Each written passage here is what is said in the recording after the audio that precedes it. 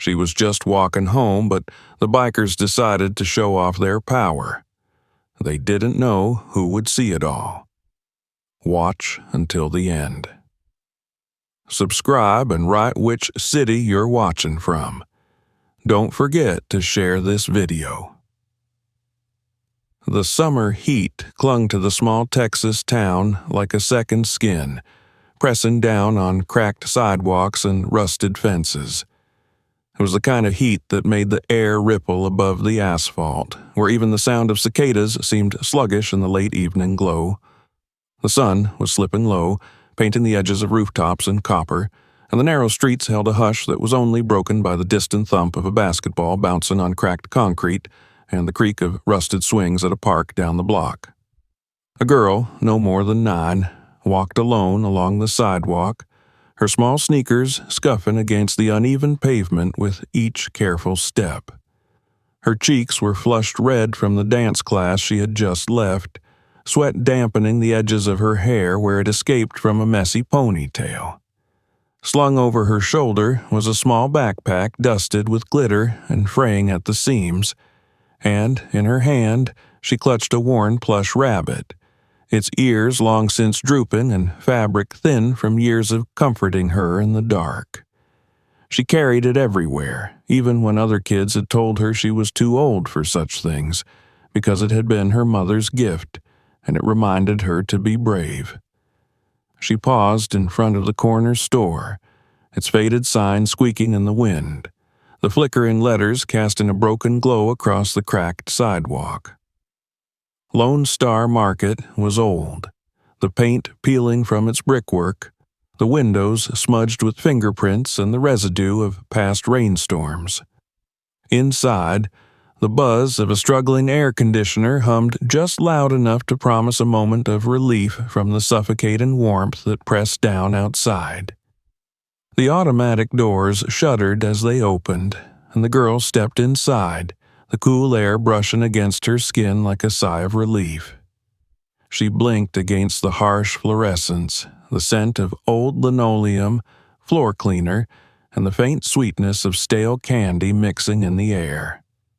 Her eyes scanned the store, taking in the crooked rows of snacks, the refrigerators humming at the back, and the young cashier standing behind the register, a thin boy with tired eyes and hair slicked back in an attempt to look older than he was. Dark circles under his eyes spoke of late nights and early mornings, of the weight of a job that was too big for teenage shoulders. She walked slowly toward the back of the store, the plush rabbit held tightly against her chest, her eyes fixed on the refrigerator doors where water bottles glistened with condensation. Each step felt deliberate, a small act of claiming her space in the world, even if it was only to buy a bottle of water to ease the dry rasp in her throat. She could hear her mother's voice in her memory, warm and strong, reminding her that small steps were still steps forward. Outside, the roar of engines split the evening calm, and the glass doors rattled in their frames as 3 motorcycles rumbled to a stop in front of the store. Their engines coughed and popped before falling silent, the air heavy with the smell of gasoline and oil. The girl froze, her hand hovering near the refrigerator handle as the doors creaked open again and 3 men stepped inside. They were large, their boots heavy against the floor, the scent of sweat and leather trailing them as they moved with loud, confident laughter that scraped against the quiet of the small store. The leader stood out instantly, a tall man with gray streaks in his beard, his arms a tapestry of old burns and rough tattoos, the kind of man whose presence alone made others instinctively step aside. The other 2 followed, one cracking his knuckles with a smirk, the other pulling a bag of chips from a shelf, tearing it open and eating from it without a glance toward the cashier. The girl shrank back slightly, the cold from the refrigerator pressing against her back as she watched. She saw the way the leader's hand slid a can of energy drink into the inside pocket of his vest, the casual theft so practiced it was almost a part of his breathing. She swallowed hard, the rabbit pressed against her chest, the words of her teacher ringing in her mind. Courage isn't the absence of fear. It's choosing to do what's right, even when you're scared. Her small fingers tightened around the rabbit's ear as she watched the leader move toward the door without paying. The cashier's eyes flicking away, his shoulders hunched in defeat. The girl's heart pounded so hard she felt it in her throat, her feet glued to the floor as the leader's hand reached for the handle, ready to leave with stolen goods while the world around him stayed silent. The silence became unbearable. She opened her mouth, her voice trembling, barely above a whisper, as she forced the words out into the stale air. "You didn't pay for that." It was as if the entire store froze, the fluorescent lights humming louder in the silence that followed. The cashier's eyes widened, his lips parting as if to say something, but nothing came. The man with the chips stopped chewing, crumbs falling from his mouth, and the one cracking his knuckles dropped his hands to his sides, his head tilting with sudden interest. The leader turned slowly, his eyes dark and glittering under the flickering lights, a slow, cold smile creeping across his face. His boots were loud against the tile as he walked back toward her, each step deliberate, each step heavy with something that felt like the promise of danger. The girl felt her knees shaken, but she did not look away, her eyes meeting his with the quiet defiance of someone who knew they were small but refused to shrink. He stopped in front of her, towering over her small frame, the scent of cigarettes and sweat rolling off him in thick waves. His eyes scanned her, from the tangled hair and flushed cheeks to the rabbit clutched in her arms, and the smirk on his lips twisted into something meaner.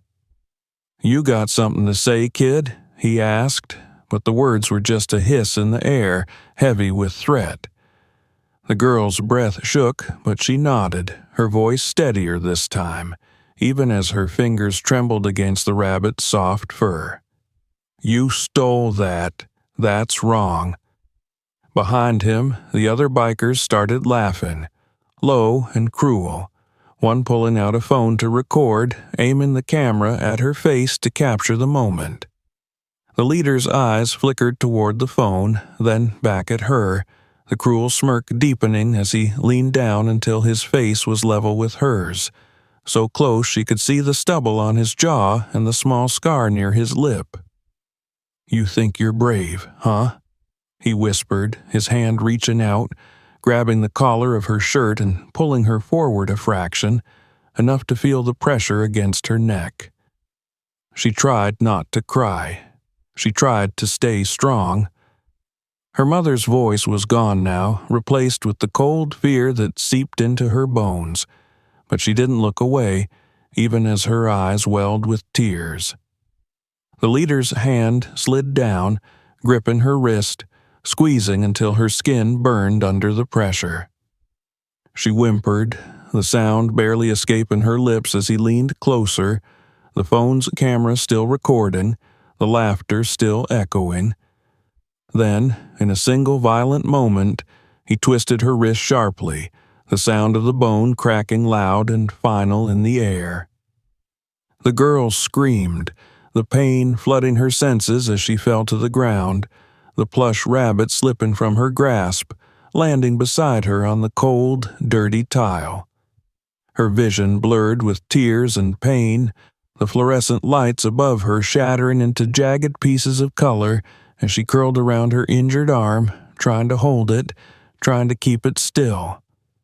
The laughter of the bikers was a cruel chorus as they stepped over her, the leader tossing the can of energy drink onto the counter with a sneer before walking out, the door rattling in its frame as it closed behind them.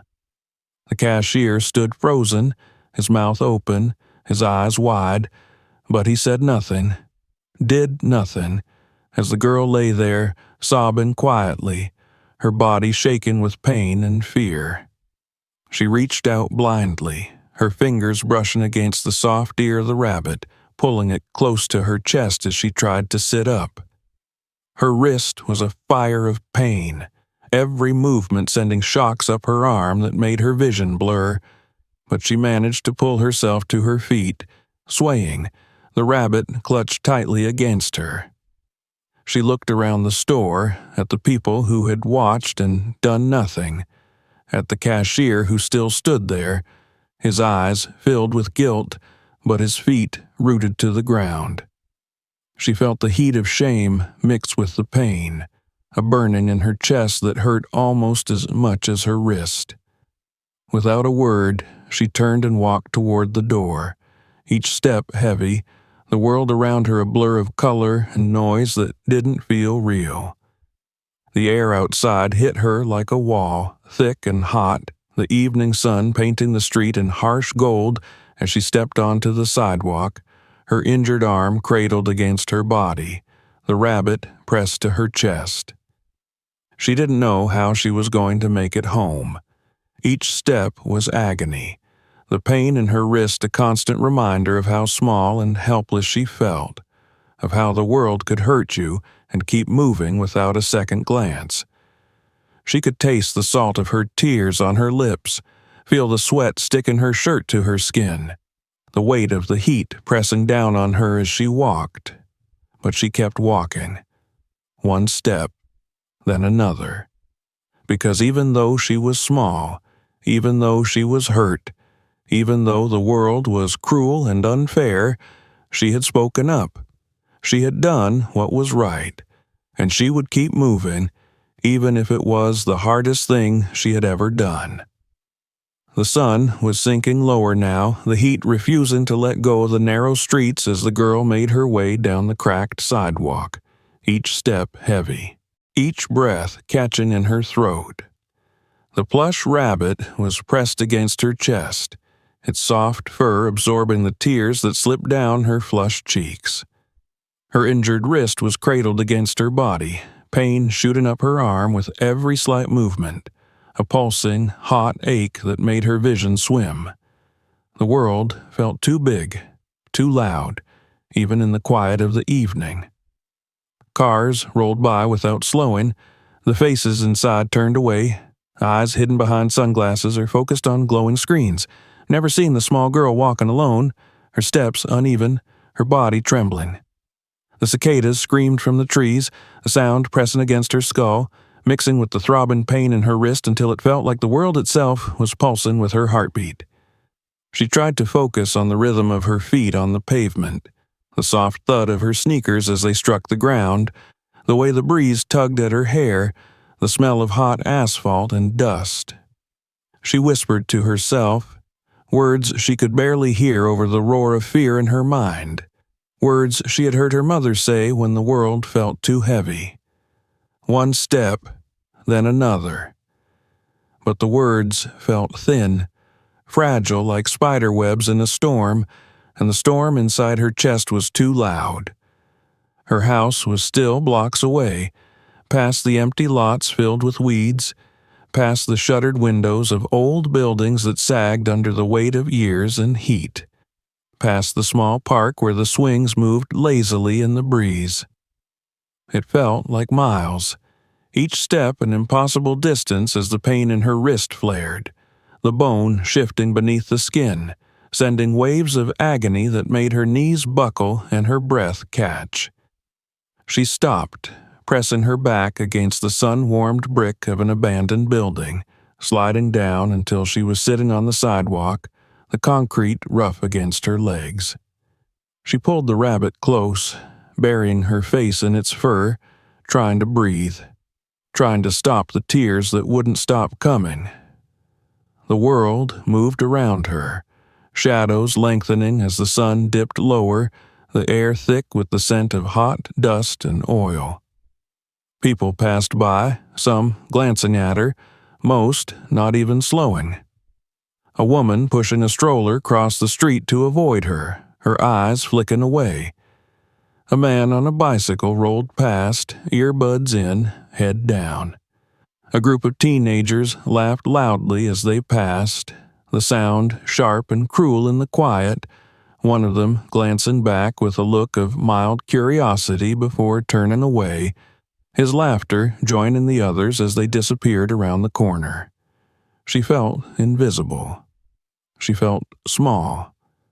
The fear that had burned hot in the store now settled in her stomach like a cold stone, heavy and unyielding. She hugged the rabbit tighter, her injured wrist screaming in protest, but she didn't loosen her grip. The tears soaked into the rabbit's fur, dampening it, and she tried to breathe, to pull air into lungs that felt too small, too tight. The pain was constant, a sharp reminder of what had happened, of the way the man had looked at her before he hurt her, the way he had smiled as he twisted her wrist, the way the world had just watched. She could still see his face, the cruel curve of his lips, the cold amusement in his eyes as he hurt her. She could still hear the laughter of the other men, the way they had stepped over her as if she was nothing, as if her pain was entertainment. She wanted to scream, but her voice was gone, swallowed by the fear and the pain, by the memory of the way they had looked at her. She wanted to run, but her legs felt weak, her body trembling with exhaustion and shock. She wanted to disappear, to become invisible so they could never find her again, so she could be safe. But she couldn't disappear. She was still here, sitting on the hot concrete, the sky above her turning from gold to a bruised purple as the sun slipped away, leaving the world in the hush of dusk. The shadows grew longer, reaching across the street, creeping up the walls, touching her shoes, her legs, her hands. A car rolled by, music blaring, the bass rattling the windows of the buildings, the sound vibrating through her bones. She flinched, pulling the rabbit closer, her eyes darting to the street, to the cars, to the shadows that seemed to move with the fading light. Every sound felt too loud, every movement too sharp, every shadow a threat. She forced herself to stand, using the wall for support, her legs shaken as she pulled herself upright. The world tilted, the pain in her wrist sending sparks across her vision, but she swallowed hard, blinking back the tears, and took a step forward. Then another. The rabbit, pressed against her chest, was her anchor, the only thing that felt real, the only thing that reminded her she was still here, still moving. She turned down a side street, the shadows deeper here, the buildings taller, leaning over the narrow road like watchers in the dark. Her footsteps echoed off the walls, the sound sharp in the quiet, a reminder that she was alone. She passed closed shops, their windows dark, the signs faded, the air heavy with the scent of warm garbage and the faint metallic tang of the city. The pain in her wrist was a constant throb now, pulsing in time with her heartbeat, each step a reminder, each breath a struggle. She felt the tears on her cheeks, cooling in the evening air, drying into sticky tracks that itched against her skin. She didn't wipe them away. There was no point. She reached the small park, the swings still moving in the breeze, the chains creaking softly, the slide glinting dully in the fading light. The benches were empty, the grass patchy and dry, the trees casting long shadows that reached across the cracked path like fingers. She paused, looking at the swings, remembering the days when she would come here with her mother, when the world felt safe, when the biggest fear she had was falling off the monkey bars. She took a step onto the path, the gravel crunching under her shoes, the sound loud in the quiet. Her eyes scanned the park, the shadows, the bushes, the empty benches, looking for movement, for danger, for anything. Her breath came in short, shallow bursts, her chest tight, her wrist burning. Halfway through the park, she stopped, her eyes catching on a shadow that moved near the edge of the trees. Her breath caught, her body freezing, the rabbit pressed against her chest so hard it hurt. The shadow shifted, a figure stepping out from behind a tree, tall, broad, the glint of metal on a belt buckle catching the last light of the sun. Her heart slammed against her ribs, her legs locking in place, the world narrowing to the man stepping onto the path, the leather vest, the heavy boots, the tattoos on his arms, the familiar cruel curve of his mouth. It was him, the man from the store, the man who had hurt her. Behind him, two more figures stepped out, one tall and thin, the other broad-shouldered, both wearing leather, both moving with the same casual menace that made her skin crawl.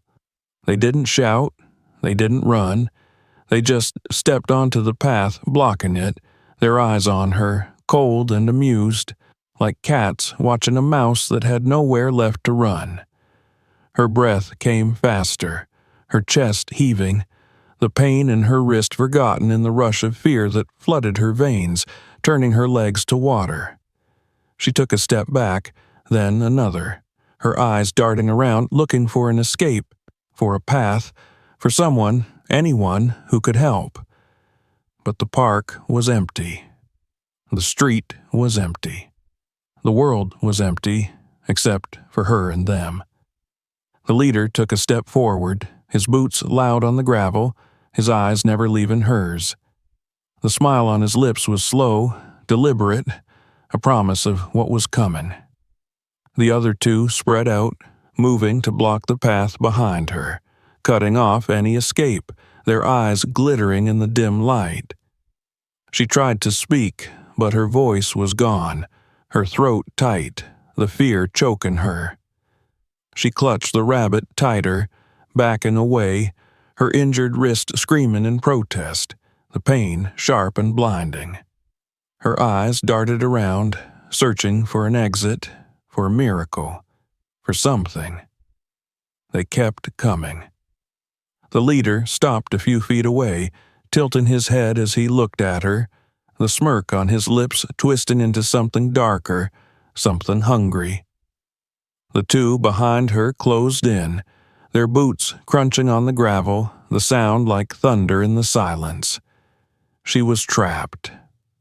The fear that had been a cold stone in her stomach now exploded, flooding her body with heat, with panic, with the desperate, clawing need to escape, to run, to fight.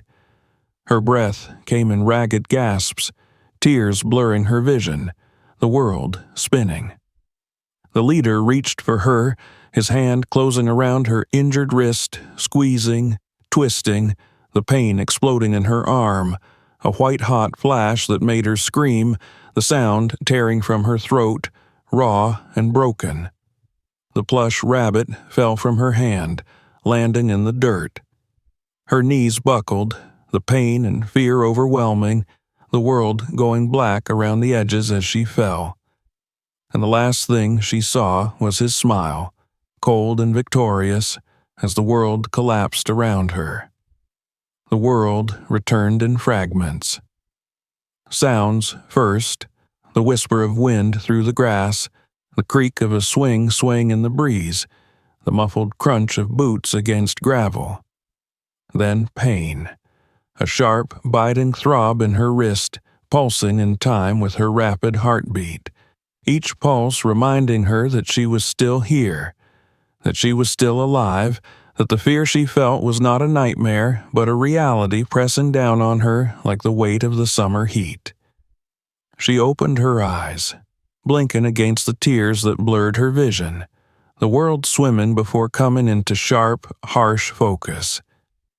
The leader of the bikers stood above her, his hand still gripping her wrist, his fingers digging into the bruises already forming on her skin, pressing against the brake until pain shot up her arm, exploding in her head like fireworks, making her gasp and choke on a cry that wouldn't fully leave her throat. The rabbit lay in the dirt beside her, its soft fur dusted with gravel, one of its button eyes staring up at the darkening sky as if in silent witness to the violence that had been done. She reached for it with her free hand, her fingers brushing against the worn fabric, needing the comfort, the anchor it provided, even as the pain threatened to pull her under again. The leader's eyes were dark and cold, his lips twisted into a cruel smile as he watched her, the pleasure he took in her suffering clear in the way his grip tightened with every whimper that slipped past her lips. Behind him, the other two bikers stood, their arms crossed, smirking, their eyes sharp with the thrill of the hunt, of the power they held over a small broken girl in a quiet park that should have been a safe place. "You thought you could embarrass me, huh?" The leader sneered, his voice low, carrying the weight of promise, of threat, of the pain he intended to inflict. "You think you can call me out and just walk away?" The girl shook her head, tears slipping down her cheeks mixing with the dirt, her lips trembling as she tried to form words. But the fear and pain choked her, turning her voice into a broken, ragged breath. She didn't want to cry in front of him, didn't want to give him the satisfaction, but the tears came anyway, hot and heavy, streaking down her face as she held the rabbit close to her chest with her good hand. The leader laughed, the sound sharp and cruel, echoing through the empty park, bouncing off the walls of the nearby buildings, filling the space with a darkness that made the shadows grow longer, the air grow colder. He twisted her wrist again, a sudden, sharp movement that made her scream, the sound tearing from her throat, raw and filled with agony, the world going white around the edges as the pain consumed her. Behind him, the other bikers laughed, one pulling out his phone, recording her cries, the lens capturing every moment of her pain, every tear, every sob, every plea for mercy that she couldn't hold back anymore. They were enjoying it, savoring it, taking pleasure in the suffering of a small child who had dared to speak up, to do what was right, to stand up when no one else would. And then, just as the world seemed to close in, just as the pain and fear threatened to swallow her whole, a shadow fell across the leader, a dark, solid presence that moved with quiet, controlled power, a presence that made the laughter stop, the smirks fall away, the cold amusement in the leader's eyes flicker into something else, confusion, hesitation, and then, slowly, fear. "Let her go." The voice was calm, steady, but it carried weight, authority, the kind that made people stop and listen, the kind that made even men like the leader of the bikers pause, their instincts screaming that this was not someone to challenge lightly. The leader turned his head slowly, his grip still tight on the girl's wrist, his eyes narrowing as he took in the figure standing before him. It was a woman, her blonde hair pulled back into a messy bun, strands sticking to her forehead, sweat darkening the collar of her worn athletic shirt. Her stance was relaxed but ready, her feet planted firmly on the ground, her hands at her sides, loose but ready, her eyes calm and focused, the gaze of someone who had seen worse than this, who had faced down fear and refused to bow to it. Ronda Rousey. The name wouldn't have meant anything to the leader, but the presence would. The aura of someone who knew how to fight, who moved with the quiet confidence of strength honed by years of discipline and pain, of victories won and defeats endured, of a life lived in the arena where fear was a constant companion, but never the master. "Back off, lady," one of the bikers behind the leader said, his voice uncertain, trying to sound tough but falling short, the fear creeping into his tone as he shifted his weight, glancing at Ronda with wary eyes. Ronda didn't move, didn't flinch, didn't even blink. Her eyes remained on the leader, her focus absolute, her presence a wall of quiet, immovable resolve that pressed against the men like the weight of a coming storm. "I won't say it again," she said, her voice low, calm, the threat in her words unspoken but clear. The leader's jaw tightened, his pride warring with the instinct that told him this was a fight he couldn't win. He squeezed the girl's wrist one last time, a final act of cruelty, making her cry out, her knees buckling as she fell to the ground, clutching her injured arm, tears streaming down her face as she gasped for breath. Ronda moved. It was fast, faster than the eye could follow, a blur of motion that ended with her hand wrapping around the leader's wrist, twisting it in a controlled, precise movement that forced him to his knees, his face contorting in pain as his own bones and joints betrayed him. The phone dropped from the biker's hand, landing in the dirt, the screen cracking, the video still recording as it captured the moment the predator became the prey. The other two bikers lunged, their fear turning into aggression, their movements sloppy and desperate as they tried to overwhelm her with their size and strength. But Ronda moved with the calm, precise violence of a storm, her body flowing from one movement to the next, blocking a punch with her forearm, stepping in close, using the attacker's momentum to flip him over her hip, slamming him into the ground with a thud that rattled the dirt. The second attacker swung a chain, the metal glinting in the dim light, but Ronda ducked under the swing, stepping inside his guard, her elbow slamming into his ribs with a crack that made him wheeze, the chain falling from his hand as he staggered back, clutching his side, eyes wide with pain and shock. The leader tried to stand, his pride and rage pushing him to fight, but Ronda turned, her foot sweeping his legs out from under him, sending him crashing to the ground, the air leaving his lungs in a rush as he struggled to breathe, his eyes wide and terrified as he looked up at her. The girl watched from the ground, her eyes wide, her tears forgotten for a moment as she saw the woman who had come for her, who had stood between her and the monsters who had hurt her, who moved with the strength and power the girl had always wished she had, who fought with the quiet fury of someone who would not let evil stand unchallenged. The park was silent now, the only sounds the ragged breathing of the bikers, the quiet rustle of the breeze through the trees, the soft creak of the swings swaying gently in the wind. Ronda stood among them, her breathing calm, her eyes scanning the area, making sure there were no more threats, no more danger, her body still ready, still prepared to fight if needed. She turned to the girl, her eyes softening, the fierce warrior giving way to the protector, the guardian, the champion. She extended her hand, helping the girl to her feet, careful of her injured wrist, her touch gentle but strong, grounding her, reminding her that she was not alone. The girl clutched her rabbit to her chest, her tears returning, but this time they were different, not tears of fear or pain, but of relief, of gratitude, of the overwhelming feeling of safety that came from knowing someone was there, someone who cared, someone who would fight for her when she couldn't fight for herself.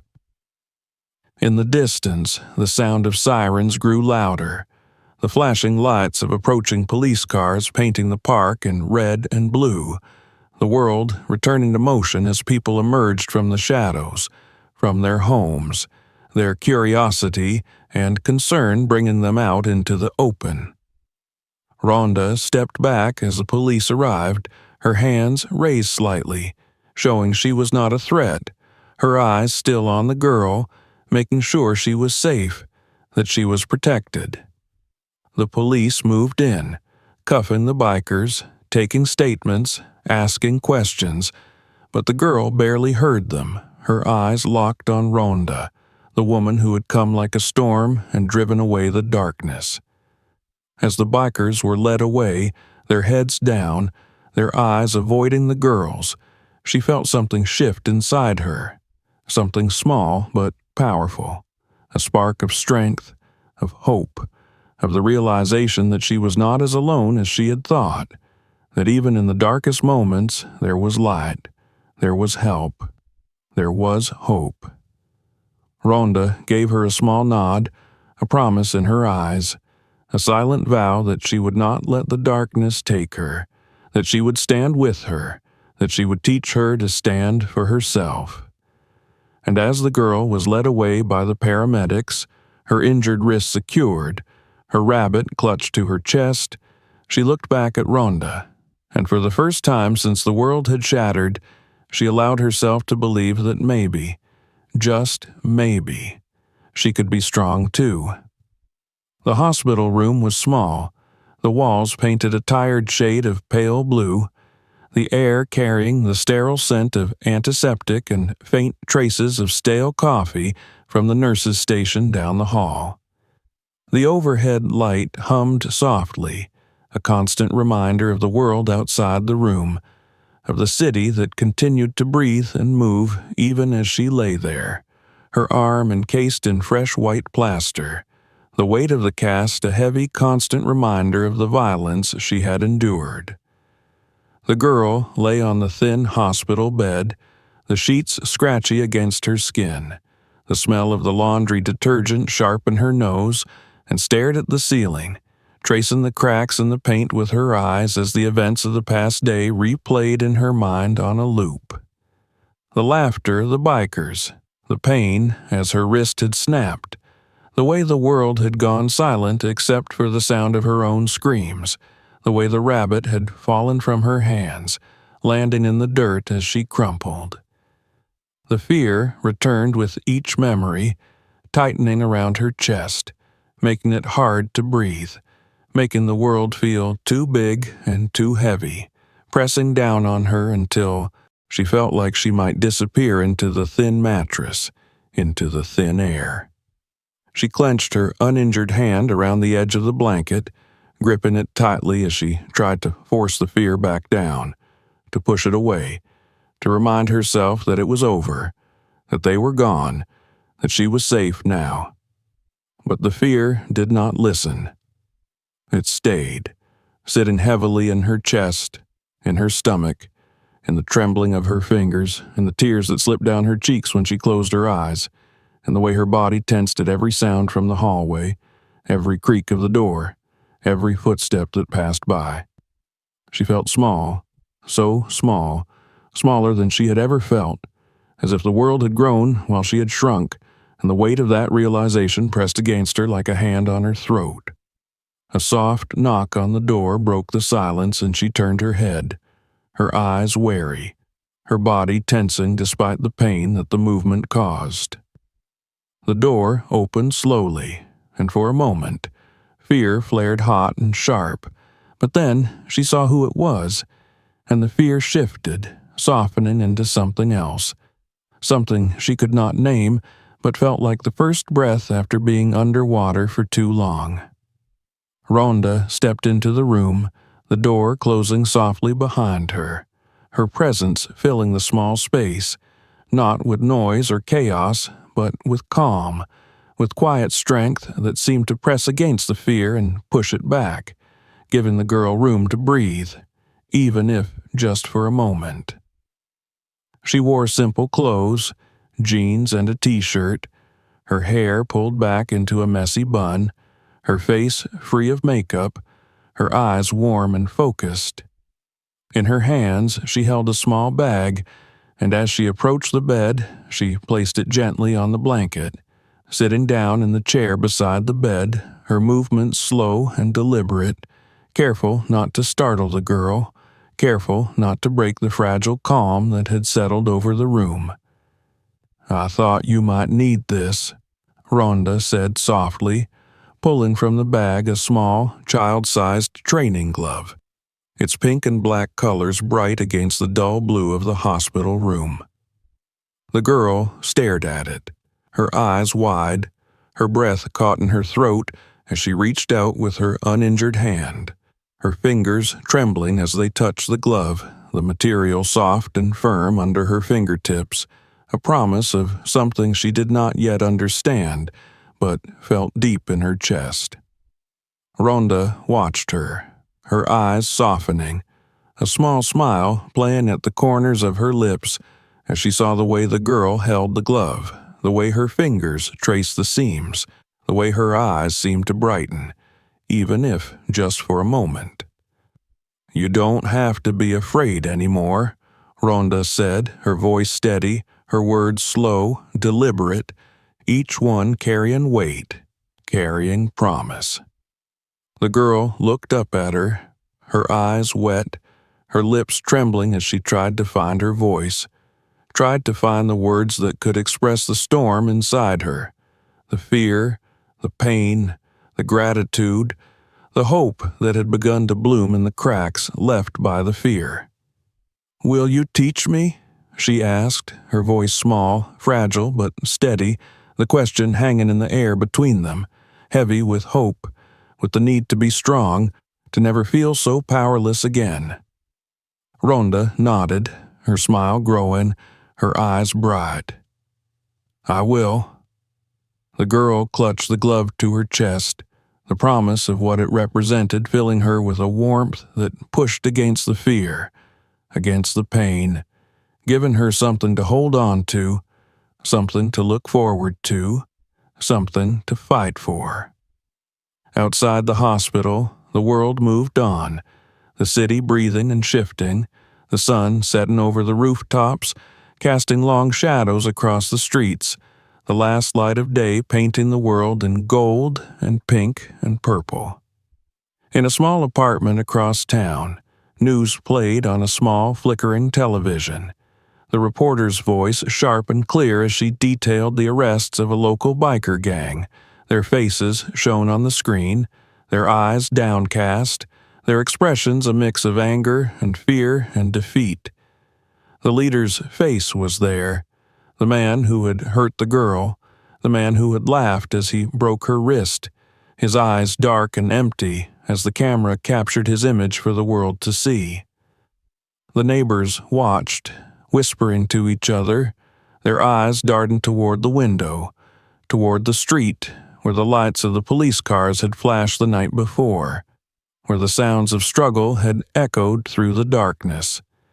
They shook their heads, muttered about crime, about how the world was changing, about how dangerous it was becoming. But for the girl, sitting in her hospital bed, holding the glove to her chest, the world was changing in a different way.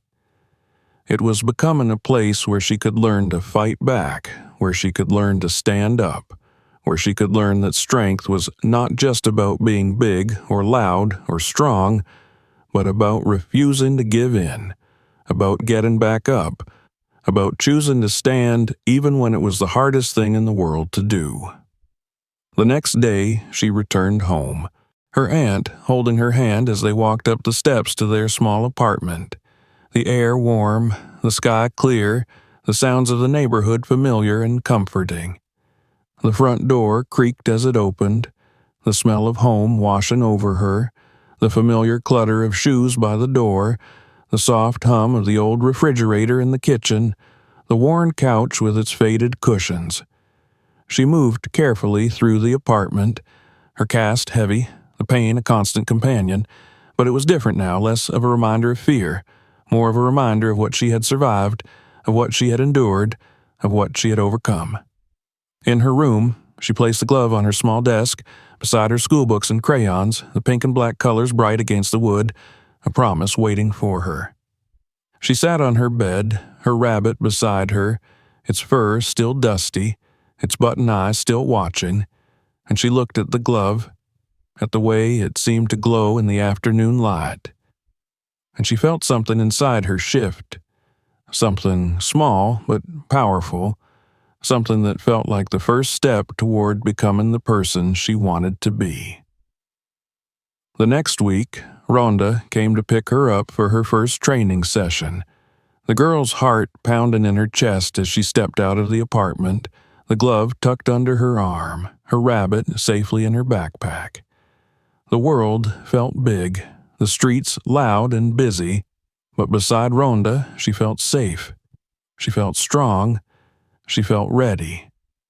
At the gym, the smell of sweat and chalk filled the air, the sounds of punching bags being struck, of feet moving across mats, of trainers calling out instructions, filled the space with energy, with life.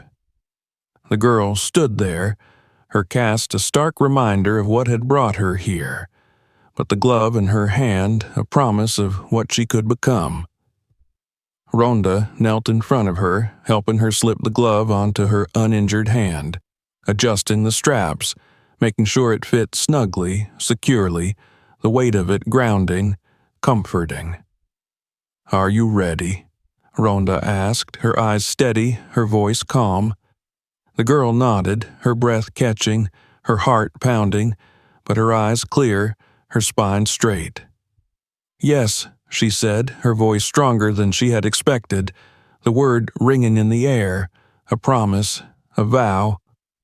The training began slowly, carefully, Ronda showing her how to stand, how to move, how to hold her hands, how to breathe, each movement deliberate, patient, giving the girl time to learn, to understand, to feel the strength in her own body. She stumbled, she fell, she struggled, but each time she got back up, Ronda's quiet encouragement guiding her, steadying her, reminding her that falling was not failing, that getting back up was what mattered, that strength was not in never falling, but in always rising. And as the sun set outside, painting the world in hues of gold and pink, the girl stood on the mat, her glove raised, her breath steady, her eyes bright, her heart filled with a quiet, determined fire. She was not a victim. She was not weak. She was not afraid. Not anymore. Morning arrived gently, not with the harsh heat of the afternoons that pressed down on the streets and rooftops, but with a soft breeze carrying the scent of dew-soaked grass and distant flowers, the sky streaked with pale pinks and golds as the sun slowly rose over the small town.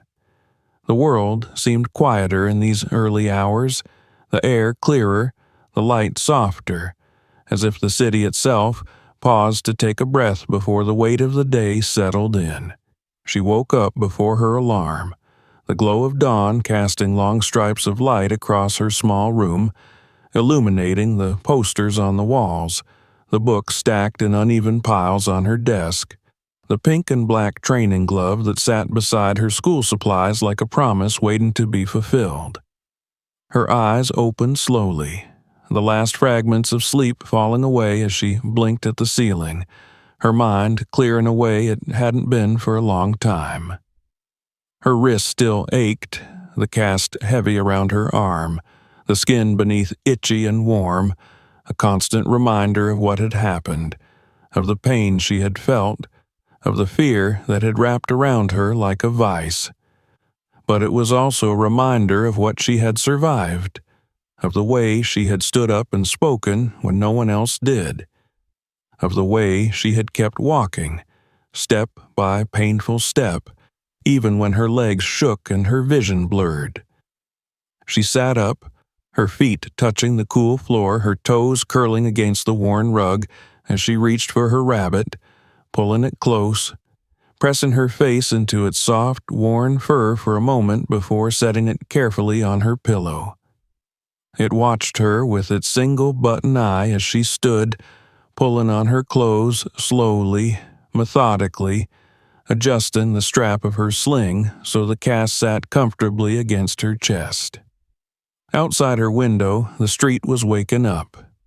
Neighbors were pulling their trash cans to the curb, waving to each other, the quiet hum of cars starting and the distant bark of a dog weaving into the morning air. It felt normal, peaceful, the kind of quiet that came not from fear but from the simple rhythm of life, the world moving on in small, familiar ways. She stepped out of her room, the smell of toast and coffee drifting from the kitchen, her aunt moving around the small space, humming softly as she prepared breakfast. The girl smiled, a small, genuine smile that reached her eyes, and for a moment the heaviness in her chest lifted, replaced by the warmth of the morning, by the light streaming through the window, by the simple, quiet safety of home. They ate together, the clink of forks against plates, the rustle of the newspaper her aunt read, the occasional comment about the weather or the neighbors filling the space with a comforting normalcy. Her aunt's eyes softened as they rested on the cast, her hand reaching out to squeeze the girl's uninjured hand gently, a silent promise that she was proud, that she was there, that the girl was not alone. After breakfast, the girl slipped the training glove into her backpack, the rabbit tucked carefully beside it, the weight of them both grounding her, reminding her of who she was, of who she was becoming. She stepped outside, the morning air cool against her skin, the light warm on her face as she took a deep breath, filling her lungs, steadying herself. The streets felt different now. She had walked them before, her head down, her steps small, her body shrinking in on itself, the shadows feeling too close, too heavy. But now she walked with her head up, her eyes forward, each step measured, confident, the cast on her arm no longer a symbol of what had been done to her, but of what she had survived, of what she was overcoming, of the strength that remained. She passed the park, the swing swaying gently in the breeze, the slide glinting in the morning light, the gravel path crunching under her shoes as she paused, looking at the place where fear had tried to take everything from her, where pain had made the world go dark around the edges, where she had thought she was alone. But she wasn't alone. She remembered the way Ronda had stood there, calm, unyielding, the way she had moved with strength and purpose, the way she had fought back, not with cruelty, but with the quiet certainty of someone who knew that protecting others was worth every bruise, every scar, every moment of pain. She remembered the way Ronda had looked at her, not with pity, but with pride, with belief, with the quiet promise that she could be strong too. She walked past the park, past the place where fear had lived, and it felt different now, smaller, quieter, less powerful. She continued on, the street stretching out before her, the light brightening as the sun rose higher, warming her skin, the breeze tugging playfully at the ends of her hair as she walked. At the community center, the doors were already open, the sounds of laughter and conversation drifting out into the street, the smell of the old building familiar, comforting, like the pages of a well-read book. She stepped inside, the cool air brushing against her skin, the echo of her footsteps on the worn floor a steady rhythm as she made her way to the gym. Ronda was there, dressed simply, her hair pulled back, her eyes lighting up as she saw the girl walk in, her steps steady, her eyes bright, the training glove held carefully in her good hand. They shared a smile, a quiet, understanding smile that needed no words, a promise between them, a bond formed in the fire of what had been endured and what was yet to come. The training began slowly, carefully, Ronda guiding her through each movement, showing her how to balance, how to breathe, how to find the strength in her small frame, how to use her size not as a disadvantage, but as a tool, as an asset. Each movement was a lesson, each correction a kindness, each moment a reminder that strength was not about being the biggest or the loudest, but about being the most determined, the most resilient. She stumbled, she fell, the mat soft beneath her as she hit the ground, the frustration bubbling up, the fear whispering that she wasn't strong enough, that she wasn't fast enough, that she wasn't enough. But each time, she got back up, Ronda's hand there to steady her, her eyes calm, her voice reminding her that getting up was what mattered, that falling was just another step toward learning, toward growing, toward becoming strong. As the days passed, the fear began to quiet, replaced by something else, something warm and steady, something like pride. Each time she put on the glove, Each time she stepped onto the mat, each time she faced the fear that still lived in the shadows of her mind, she felt it. She felt the strength that remained, the strength that was growing, the strength that was becoming a part of her. At home, she practiced her stances in her small room, the rabbit watching from the bed, its single button eye reflecting the soft glow of the lamp as she moved, her cast a constant presence but no longer a limitation. She moved carefully, deliberately, the motions becoming smoother, her body learning, her mind growing stronger, her spirit steadying. One evening, as the sun was setting, painting the sky in hues of gold and purple, she stood at her window, looking out over the street, the lights flickering on one by one, the sounds of the neighborhood soft and familiar. She held the glove in her hand, the weight of it grounding, comforting, a reminder of who she was, of who she was becoming. She wasn't the same girl who had walked into that store, who had spoken up and paid the price, who had fallen to the ground with tears in her eyes and fear in her heart. She was different now. She was stronger. She was braver. She was no longer afraid to speak, to stand, to fight for what was right, for herself, for others. The fear hadn't disappeared completely. It still whispered in the quiet moments, still tried to curl around her in the dark, but it was smaller now, quieter, less powerful. It no longer controlled her. It no longer defined her. She closed her eyes, taking a deep breath, letting the cool evening air fill her lungs, steady her heart, clear her mind. She opened them again, looking out at the world, at the street, at the park, at the city that was both beautiful and harsh, that could hurt and heal, that could break and build. And she smiled, because she knew that she could face it, whatever came, whatever storms or shadows tried to steal her light. She knew she could face them, because she had learned to stand, to fight, to rise.